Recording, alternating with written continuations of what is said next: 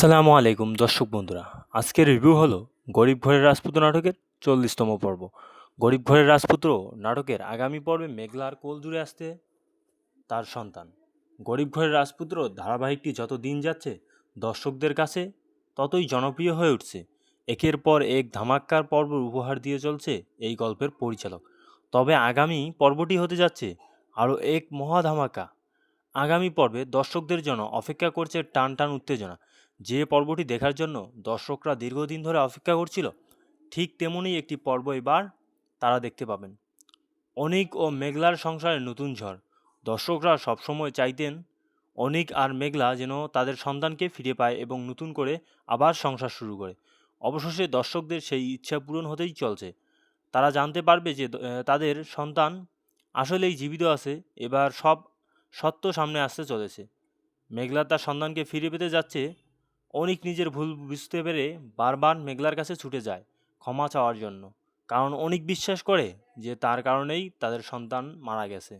কিন্তু মেঘলা অনিককে কিছুতেই ক্ষমা করতে পারছে না।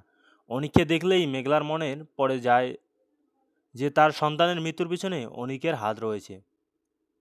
অনিক যদি সেদিনের মেঘলাকে মেনে নিত এবং তার সন্তানকে স্বীকৃতি দিত, তাহলে আজকের সন্তানটিকে হারাতে হতো না। এই কথা ভেবে দুজনেই খুব কষ্ট পায় এবং মেঘলা কান্নাকাটি করতে শুরু করে। সত্যের মুখোমুখি অনিক ও মেঘলা। তবে এবার আসল সত্যটা সবার সামনে আসতে চলেছে। মেঘলা যখন সেই সন্তানটিকে কোলে তুলে নেয়, তখন তার মনে হয় এই সন্তানটি অন্য কারো নয়, বরং অনিক যখন তার সন্তানটিকে কোলে তুলে নেয়, তখন তার মনে হয় এই সন্তানটি অন্য কারো নয়, বরং তার সন্তান।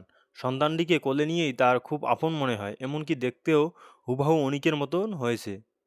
এইসব দেখে অবাক হয়ে যায় অনিক নিজেও। অনিক বলে, সন্তানটা কোলে নিয়ে আমার মনে হলো এই সন্তানটি আমার, আর দেখতেও হুবহু আমার মতো হয়েছে। এটা কেমন করে সম্ভব? আমাকে আসল সত্যটা জানতেই হবে। এরপর অনিক ওই মহিলাটিকে জিজ্ঞেস করে এই সন্তানটি কার। তখন মহিলাটা দাবি করে সন্তানটি সন্তানটি ওই মহিলার। অনিক তখন মহিলাটিকে প্রশ্ন করে তার ডেলিভারি হয়েছিল কবে। মহিলাটি বলে। অনিক তখন শুনে অবাক। মহিলাটি যখন তার ডেলিভারির তারিখ বলে, তা শুনে অনিক চমকে যায়, কারণ ঠিক সেই একই দিনেই মেঘলারও ডেলিভারি হয়েছে। অনিকের মনে সন্দেহ জাগে, মেঘলার সন্তানের সাথে এই সন্তানই ওলটপালট হয়ে যায়নি তো? বৃষ্টির স্বীকারোক্তি ও মেঘলার মুখের হাসি। সত্যটা জানতে অনিক ওই বাড়ির দিকেই নজর রাখে। তখন সে দেখতে পায় অনিকের চাচা ওই বাড়িতে এসেছে, আর সেখানে বৃষ্টিও এসেছে। এটা দেখে অনিক আরও অবাক হয়ে যায়। অনিক তখন বৃষ্টিকে ফোন করে সবটা জানতে চায়। এবার বৃষ্টি আর কিছু লুকোতে পারে না। সে অনিকের কাছে সব সত্য খুলে বলে। সব জানতে পেরে অনিক, বৃষ্টি মেঘলাকে সাথে নিয়ে পুলিশ সহ হাজির হয় ওই বাড়িতে।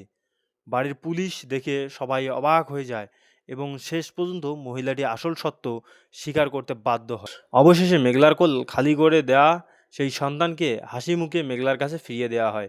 গরিব ঘরের রাজপুত্র নাটকের এমন একটি চমৎকার ও আবেগময় পর্ব দেখতে পাবেন দর্শকরা। নাটকে এমন সব দুর্দান্ত আপডেট পেতে আপনার মতামত আমাদের জানাতে পারেন। এই পর্বে মেঘলার সন্তানকে ফিরে পাওয়ার বিষয়টি আপনার কেমন লাগলো? দর্শক বন্ধুরা, আজকের রিভিউটি যদি ভালো লাগে চ্যানেলটিকে অবশ্যই সাবস্ক্রাইব করে রাখবেন। ভালো থাকবেন, সুস্থ থাকবেন। আল্লাহ হাফেজ।